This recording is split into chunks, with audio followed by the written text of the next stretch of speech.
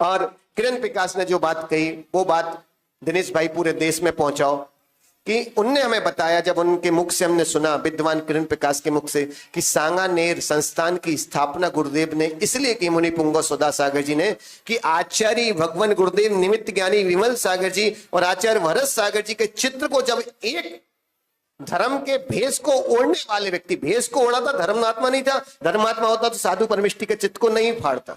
हम बोलते आपको पसंद नहीं होता आप कहीं अलग कर देते, लेकिन फाड़ने की बात की और उसने चित्त को नहीं फाड़ा। याद रखना, उस व्यक्ति को साधु हिंसा का पाप पड़ेगा, क्योंकि चित्र को फाड़ना भी हमारे यहाँ पंच इंद्रिय हिंसा का पाप है। और वो काम किया, और उस पीड़ा को देखकर मुनि पुंगव सुधा सागर जी महाराज ने सांगानेर में सिमर संस्कृति संस्थान का स्थापना की। एक बात पूरे देश में जाना चाहिए कि सुधा सागर जी केवल विद्यासागर जी के हित में नहीं सोचते थे, वो हर आचार्य के हित में सोचते थे। ये उसका प्रमाण पत्र है।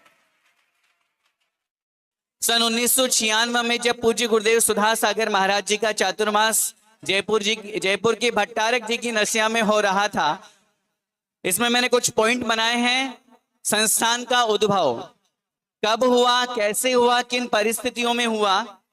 क्योंकि लेख अगर मैं पढ़ूंगा तो बहुत कुछ हमें समय लग जाएगा, लेकिन कुछ मुख्य बातें ही मैं आपके सामने रखूंगा।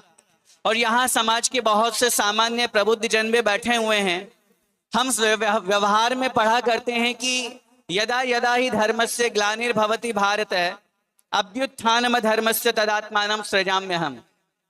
ऐसी पंक्तियां हम व्यवहार में पढ़ते हैं कि जब समाज में धर्म का ह्रास होता है तो कहीं ना कहीं किसी महापुरुष महाव्यक्तित्व का जन्म हुआ करता है। और ऐसी ही स्थिति घटी सन 1996 में, जब पूज्य गुरुदेव सुधा सागर महाराज जयपुर के भट्टारक की नसिया में चातुर्मास कर रहे थे, जहां एकांतवाद का बोलबाला बढ़ रहा था, अनेकांतवाद को जहां तिरोहित किया जा रहा था। हम सब जानते हैं कि भारतीय संस्कृति में संतों का, दिगंबर मुनिराजों का कितना बड़ा महत्व हुआ करता है।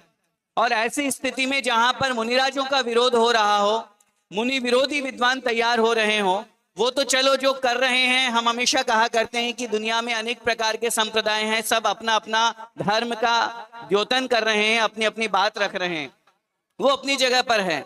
लेकिन अगर कोई अपने आप को दिगंबर बोले और दिगंबर बोल करके दिगंबर मुनियों को नहीं माने, तो फिर इससे बड़ी बात हम और क्या कहेंगे। अपने आप को दिगंबर बोल करके जो दिगंबर मुनियों को, चित्रों को फाड़ रहे हैं, उनको तिरोहित कर रहे हैं, उनका अपमान कर रहे हैं।